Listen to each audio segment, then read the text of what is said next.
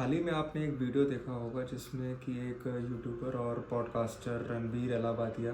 ने कुछ बहुत ही इनसेंसिटिव और वल्गर रिमार्क्स किए जिनको कि मेन स्ट्रीम में रिपीट नहीं किया जा सकता। तो यहाँ पे हम इस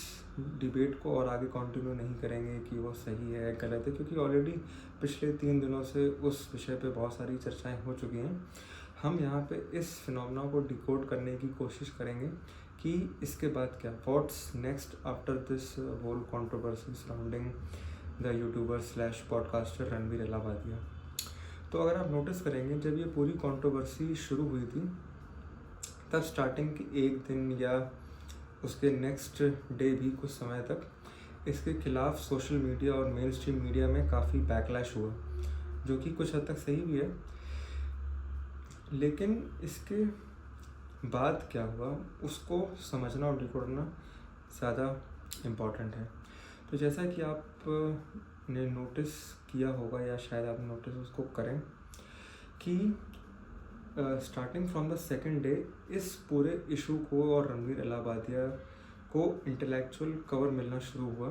from our so called intellectuals, कि कैसे ये फ्रीडम ऑफ स्पीच और एक्सप्रेशन के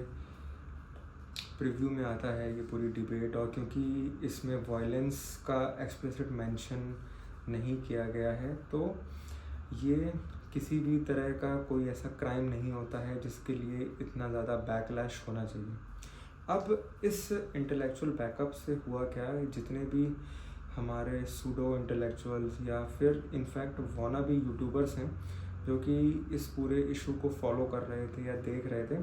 वो स्टार्टिंग के 1-2 दिन तक तो शांत थे, क्योंकि उन्होंने भी इस तरह का बैकलैश एक्सपेक्ट नहीं किया था अभी तक की अपनी यूट्यूब जर्नी में, क्योंकि कोई इस तरह का इशू अभी तक हमारे मेन स्ट्रीम मीडिया में या नेशनल लेवल पे रेज नहीं हुआ था। तो उनको भी पता नहीं था या वो एक्सपेक्ट नहीं कर रहे थे कि क्या हो सकता है। लेकिन अब अनफॉर्चुनेटली उनके पास एक सैंपल है, उनके पास एक रोड मैप है ये जज करने का कि जब भी हम कोई ऐसी चीज़ बोलते हैं या बोलेंगे जो कि सोसाइटी के प्रेजेंट मोरल या एथिकल वैल्यूज़ के अगेंस्ट है, तो हम किस तरह का बैकलैश एक्सपेक्ट कर सकते हैं और किस तरह का इंटेलेक्चुअल बैकअप हम एक्सपेक्ट कर सकते हैं, या फिर इनफैक्ट इवन उसको खुद भी यूज़ कर सकते हैं अपने स्टेटमेंट्स को जस्टिफाई या फिर डिफेंड करने के लिए। अब इससे होगा क्या कि हमारी सोसाइटी की बाउंड्रीज पुश होंगी। पुश यहाँ पे इस बात का मतलब है कि अभी तक हमारे वानाबी यूट्यूबर फ्रेंड्स के पास ऐसा कोई मैट्रिक नहीं था जज करने का कि हम सोसाइटी की मोरल और एथिकल वैल्यूज़ को किस हद तक स्ट्रेच कर सकते हैं, क्योंकि रणवीर अलाहाबादिया ने जो स्टेटमेंट दिया वो एट प्रेजेंट हमारी सोसाइटी के हर मोरल और एथिकल वैल्यू के अगेंस्ट है, और जिसे आज से कुछ दिन पहले तक कोई मेन स्ट्रीम पब्लिकली बोलना सोच भी नहीं सकता था।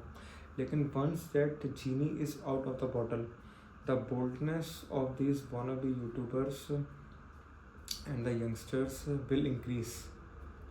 जिससे नेक्स्ट टाइम हम जब भी इस विषय में या इससे रिलेटेड किसी भी इशू के बारे में बात करेंगे जहाँ पे हमारी सोसाइटी की मोरल या एथिकल बाउंड्रीज पे क्वेश्चन होगा,